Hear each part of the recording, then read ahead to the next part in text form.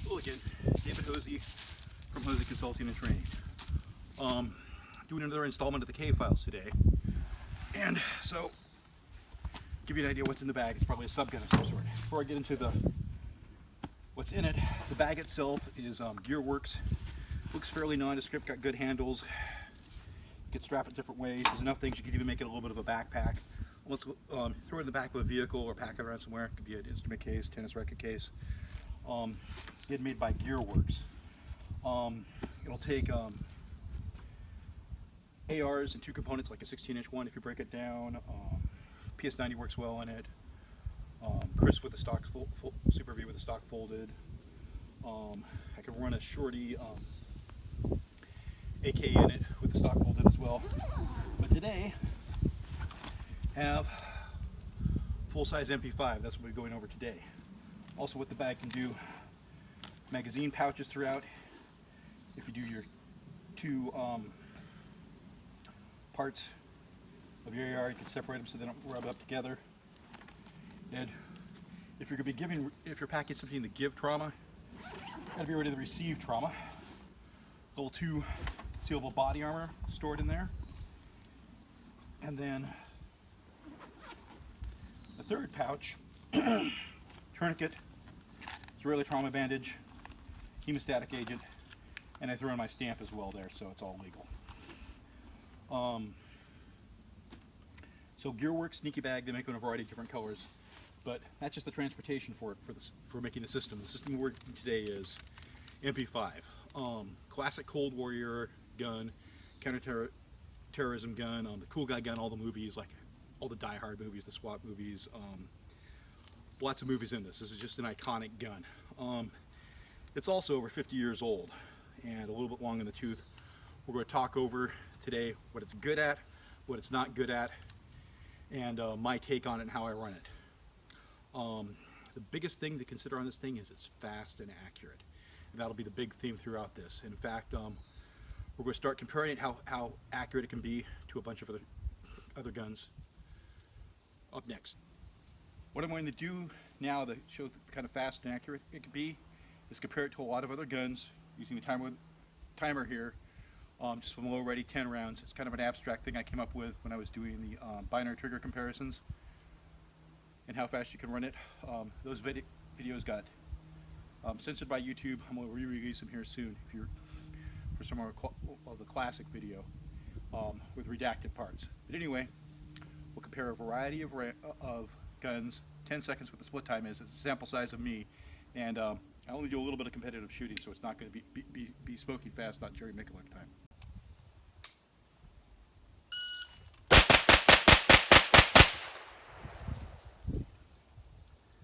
.4. Okay, Chris Super V, first generation of 45 ACP.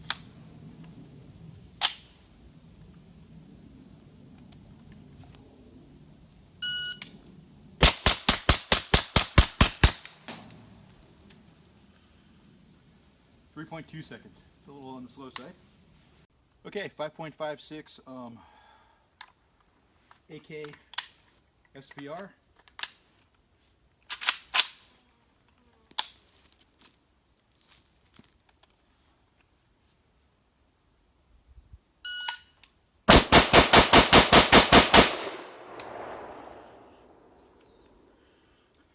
.9 seconds. Mid-length AR 5.56.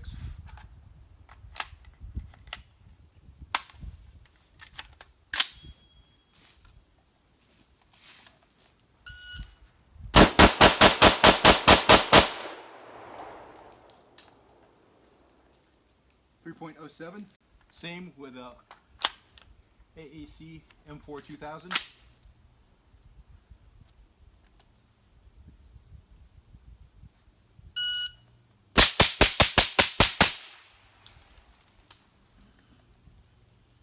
.24.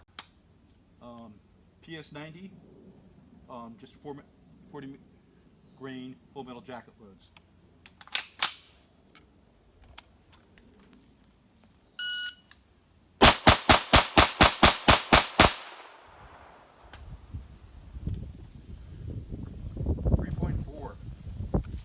It's that super soaker of a trigger with the curtain rod that does it. The K gun we use in that Jack in the Box.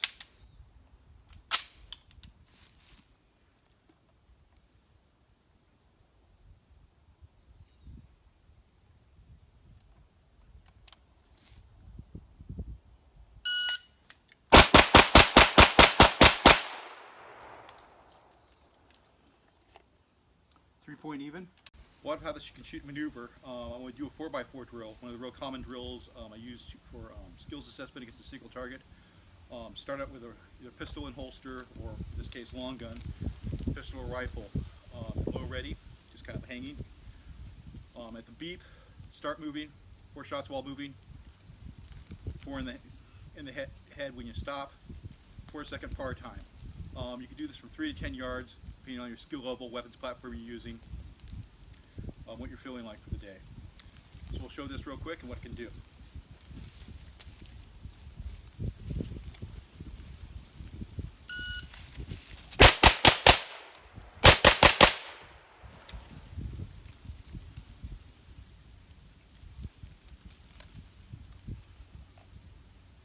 .51. Okay, so how do I got this set up? This started life as a pistol manufactured by MKE of Turkey and imported by Zenith. Beside ATF internals, I changed around. From front to back, we added an M-lock rail. I got an HK parts, put a Surefire light on here. It's a vampire second visible white light or infrared. Got an additional rail here if I want to add an IR laser. Magpul vertical grip allows me to give an index point for the light or laser as much of anything else. B&T low mount primary arms optic. This is fairly good. It works fairly close to an Aimpoint T1 in 90% of conditions. There's some times when you're getting direct sunlight behind it, it may get a little funny, but otherwise glass clarity, battery life really good. Also, I put a tritium front sight up here along with the castle sights. It almost works as a red dot otherwise. So I've got a backup for the red dot. Then in the back I put a 4-position collapsible buttstock, so I can get it here, here, here, and all the way out to here. I run it about 3 position, allows me to get it a little bit more tighter into my body, and also if I'm working with body armor well with it. Rubberized butt plate works pretty well. And then I got a Victor's Tactical shorty sling with HK clips here.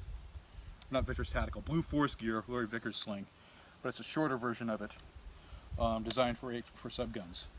The only thing that I'm not been happy with on this is the buttstock. The 4-position, they make it HK1, and this is an aftermarket one I got of HK parts. It functions pretty well, but the finish is wearing on it some, the rubber here.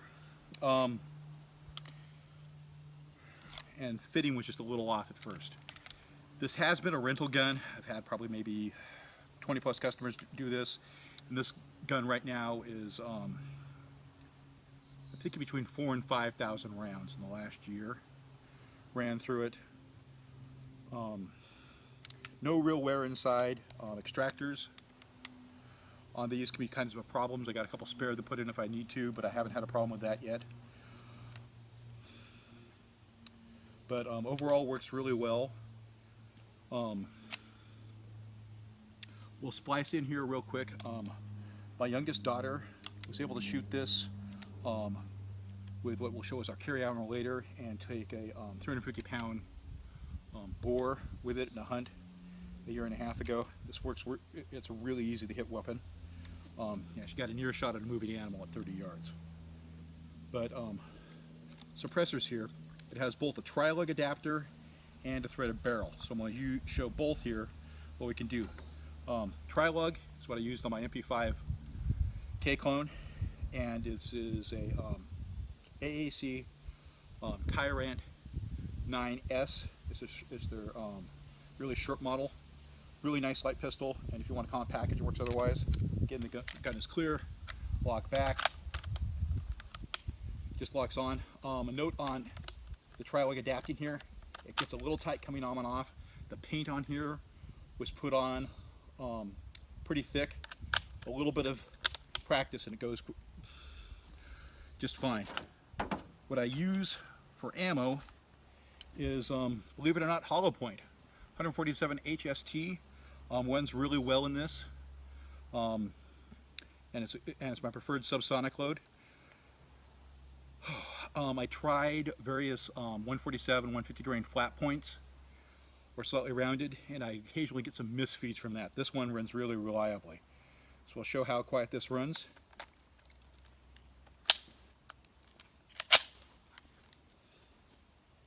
And then take my ears off. So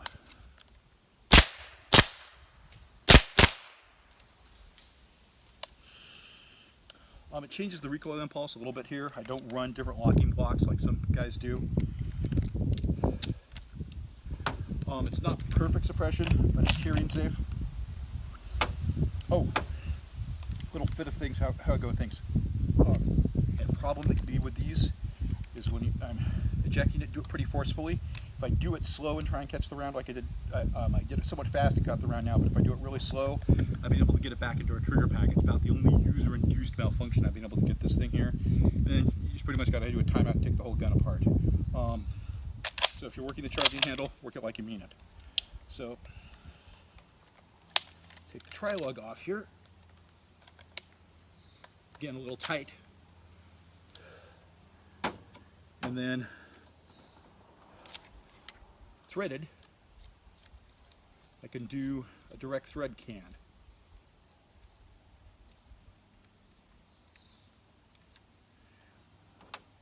And for that, I've got an Omega 9K. They do make tri-lug adapters for this. I haven't got it yet. They don't run this thing much for suppressed. And this thing mostly lives on direct thread, on a 300 blackout AR, and occasionally my Walter PPS Navy. For its form factor, it's a really nice can. You know, a lot of cans you get out to friggin' here, and don't get as much, maybe get a little bit more suppression, but you get that form factor where a 9-inch barreled SBR, it kind of gets lost if it gets so long. At that point, you might as well be running an AR and not a pistol package. So, which one do I have here? So, more of the HSTs. And malfunction. Hey, said I hadn't had a malfunction with that before. I guess I just did.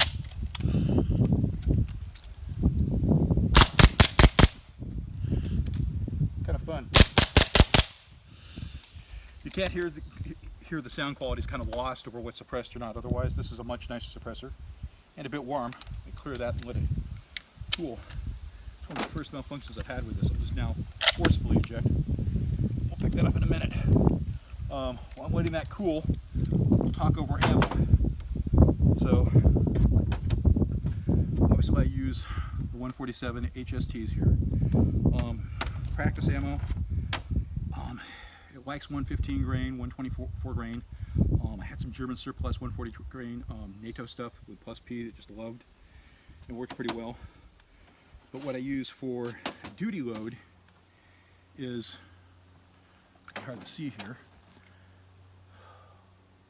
underwood ammo holding those Lehigh Defense Extreme Defender rounds. And if you watch my Pistol Horses body armor video, you'll see this subgun on it, and that can shoot through level 3A body armor. It gets up to well, a 90 grain round north of 1,700 feet per second, giving this a touch more rifle performance. And one of the real limiting things of this is it's a pistol caliber. You only have pistol caliber results and pistol caliber lethality if you're trying to use it as a practical weapon. A higher velocity and a solid copper round with that little screw head front on it allows you to penetrate more things like automotive materials, common body armor things, basically your FBI setup, and also level 3A body armor, which again, see my pistols versus body armor, it's becoming a more common thread, a more common problem.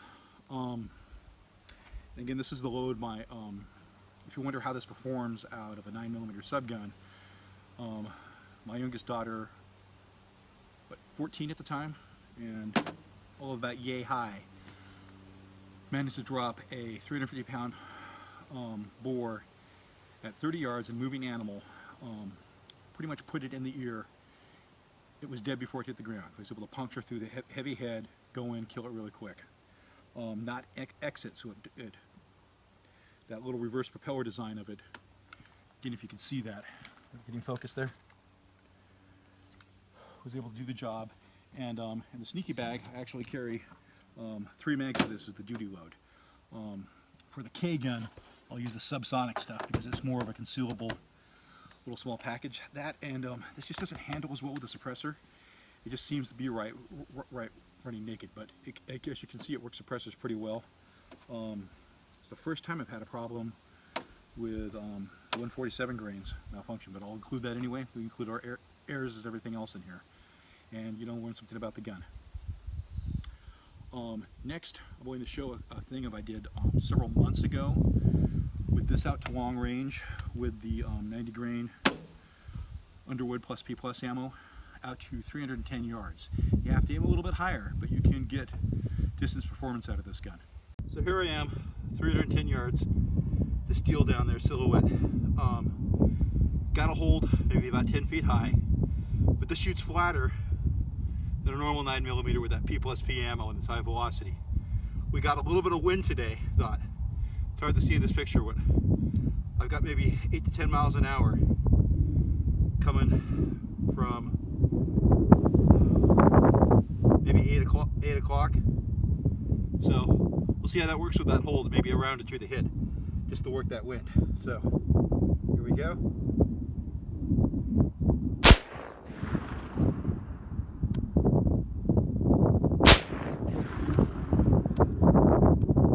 There we go, second round hit. So it's not a full-size fighting rifle, it's just a pistol round. But with distance, if you know your holds, even with a bit of wind, you can hit.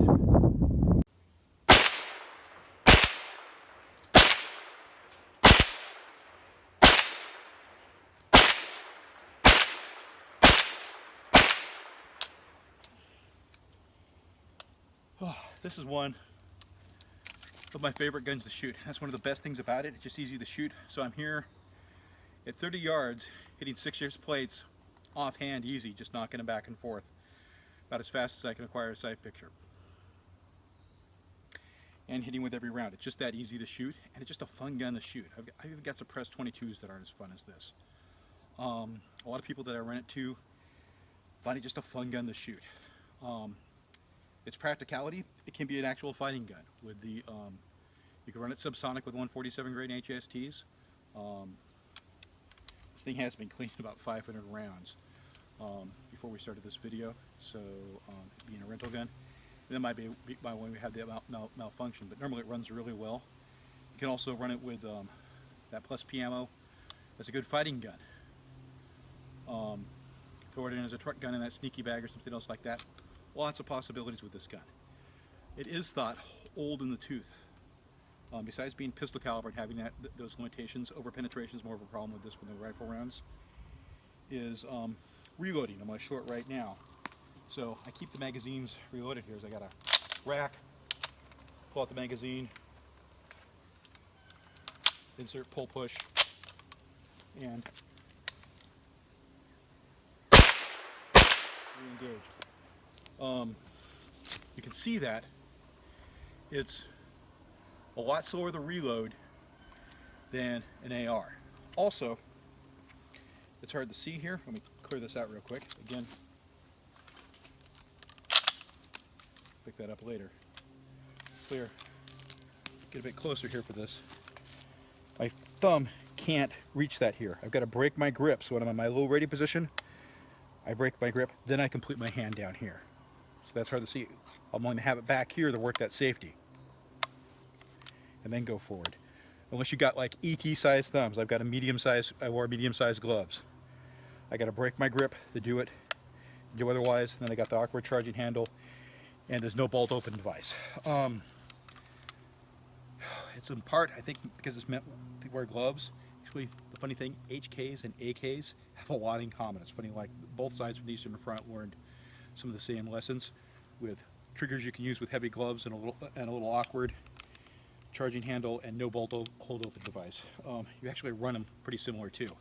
But aside from that, it's got those long in the tooth things. There's modern things like some of the B&T examples, Easy Scorpions, the modern ones, not the older ones that can work otherwise. The only thing on this has is its recoil impulse is just so smooth. It's really hard sometimes hard to show in this. There's hardly any recoil to this. It's easy to enjoy. I've had rental customers in a wheelchair with horribly bad form and able to run these things. 10-year-old kids can run this gun easy. It's supposed to be the guns of the elite. The quote from Cullen No War, this is like an every person's gun, not a gun in the elite. It's really easy to run. You just got to deal with 50-year-old ergonomics on it. With the right fighting loads, it could be a good fighting gun. If you got any questions about that or found this useful or other comments for what you'd like to see me do next, put it in the comments below. If you want to rent this gun or anything you saw in that shooting montage or other things, and learn how to shoot that 4x4 drill and a lot of other things, and learn modern techniques from an instructor, come see me at Hosie Consulting and Training. Thanks for your time and consideration. Good day.